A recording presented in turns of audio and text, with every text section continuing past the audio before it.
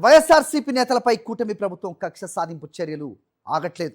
పులవర్తి నాని బూతులు రోత పనులను వ్యతిరేకంగా నిన్న తిరుపతి ఎస్పీ ఆఫీస్ ద్వారా రోడ్డుపై బైఠాయించిన వైఎస్ఆర్సీపీ నేతలు నిరసన తెలిపారు.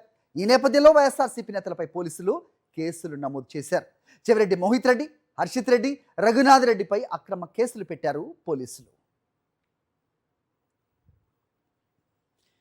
దీనిపై మరింత సమాచారం మా ప్రతినిధి మూర్తిని అడిగి తెలుసుకుందాం. మూర్తి, దీంట్లో నిజంగా ఆశ్చర్యం లేని పరిస్థితులు నెలకొన్నాయి ఆంధ్రప్రదేశ్లో. నిరసన తెలిపితే ఖచ్చితంగా కేసులు ఉంటాయి కదా. ప్రస్తుతం ఎలాంటి కేసులు కట్టారు పోలీసులు? ఏంటి మీద ఇన్పుట్స్?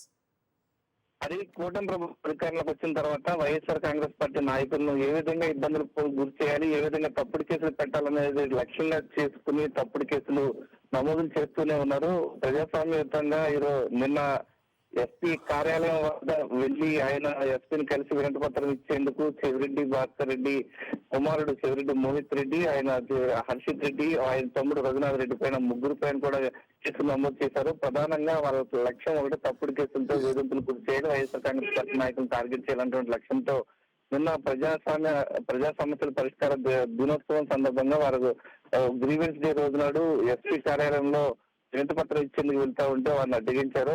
అడ్డగించినందుకు శాంతియుతంగా నిరసన తెలిపినటువంటి వైఎస్ఆర్ కాంగ్రెస్ పార్టీ చంద్రగిరి నాయకులు అందరిపైన కూడా కేసు నమోదు చేశారు. కేవలం చంద్రగిరిలో జరుగుతున్నటువంటి అరాచకాల పైన వాళ్ళ చంద్రగిరి ఎమ్మెల్యే సులువర్తినాని బూత్ పురాణాలపైన కంప్లైంట్ చేసేందుకు వెళ్తూ ఉంటే నిన్న జరిగినటువంటి వాగ్వాదం నేపథ్యంలో, తోపులాట నేపథ్యంలో పోలీసులు పోలీస్ 30 యాక్ట్ అంటూ తప్పుడు కేసు నమోదు చేశారు. తిరుపతి ఎఫ్సీ పోలీస్ స్టేషన్ లో 73/2026 కింద 20 మంది పైన కేసు నమోదు చేశారు.